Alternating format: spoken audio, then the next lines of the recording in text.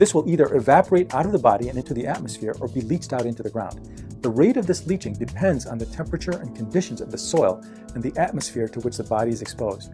The vast majority of water, even if it is in the form of liquid water, will enter Earth's water cycle, where it will be eventually heated into steam, go up into the clouds, come down as rainwater. Much of this will eventually end up in rivers and lakes, and subsequently in your drinking water.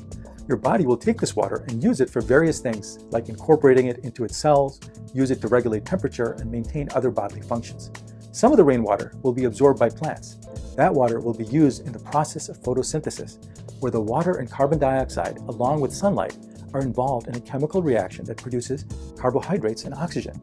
You and other fellow human beings will breathe this oxygen produced by plants to sustain your lives. And what about the carbohydrates produced from the water and photosynthesis? You and your fellow animals will eat it in the form of fruits and vegetables. These carbohydrates are eaten by you and other animals. And guess what? In the process of metabolizing all the carbohydrate food from plants, you will produce the food for plants, carbon dioxide and water. And the cycle repeats itself. Okay, so this explains what happens to the H2O in your body. What about all your soft tissues? What happens to these? Your soft tissues are composed of carbohydrates, fats, and proteins.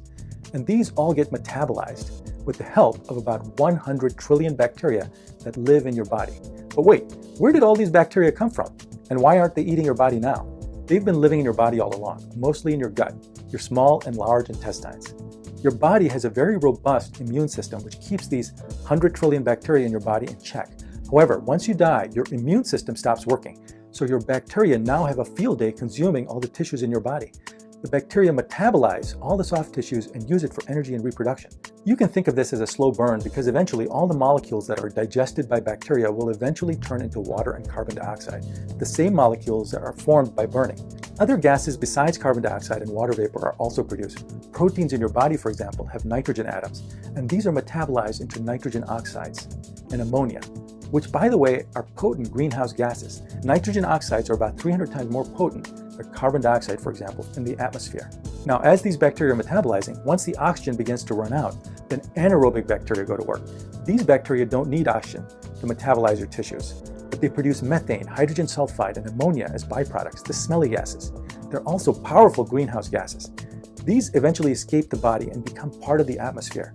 So when you go outside and smell something funny in the air, it is possible that you are inhaling atoms that came from your great-grandma.